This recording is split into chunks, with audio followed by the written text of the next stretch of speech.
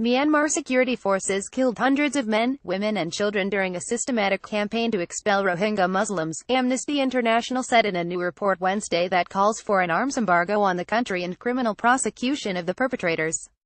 More than 580,000 refugees have arrived in Bangladesh since August 25, when Myanmar security forces began a scorched earth campaign against Rohingya villages.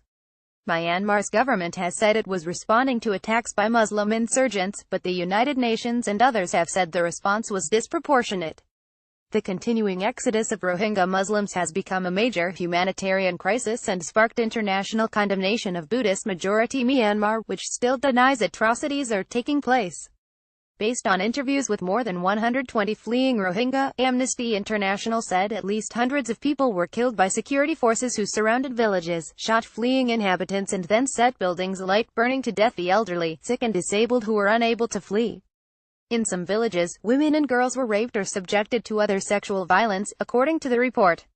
The witnesses repeatedly described an insignia on their attackers' uniforms that matched one worn by troops from Myanmar's Western Command, Amnesty International said.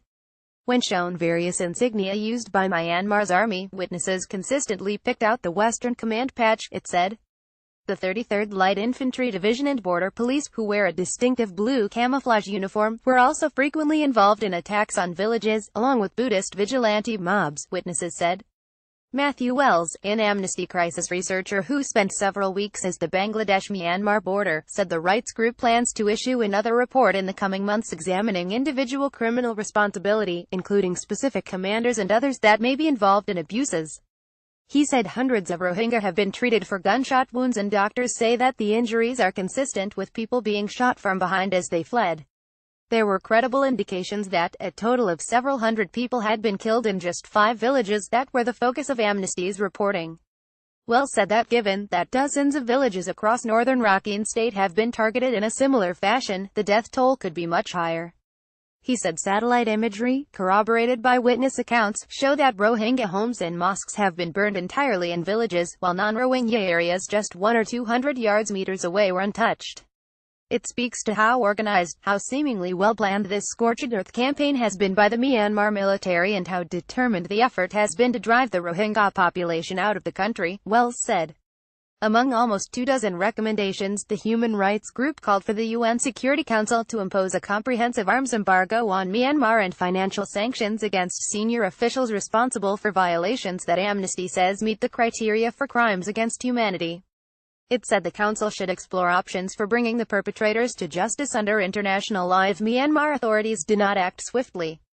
It is time for the international community to move beyond public outcry and take action to end the campaign of violence that has driven more than half the Rohingya population out of Myanmar, Amnesty said.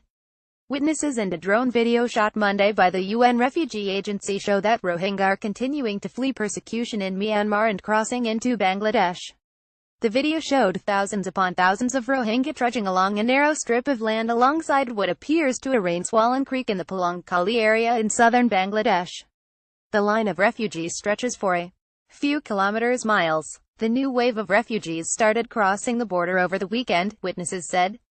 An Associated Press photographer saw thousands of newcomers near one border crossing Tuesday. Several said that they were stopped by Bangladeshi border guards and spent the night in muddy rice fields. Nearly 60% of the refugees are children. The UN Children's Agency, UNICEF, warned Tuesday that without immediate additional funding, it will not be able to continue providing life-saving aid and protection to Rohingya children.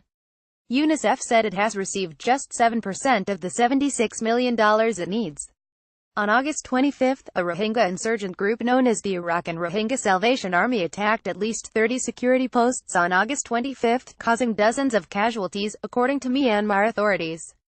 The brutal attacks against Rohingya that followed have been described by the UN as textbook ethnic cleansing. Buddhist-majority Myanmar has denied citizenship for the Rohingya since 1982 and excludes them from the 135 ethnic groups officially recognized, which effectively renders them stateless. They have long faced discrimination and persecution, with many Buddhists in Myanmar calling them Bengalis and saying they migrated illegally from Bangladesh, even though they have lived in the country for generations.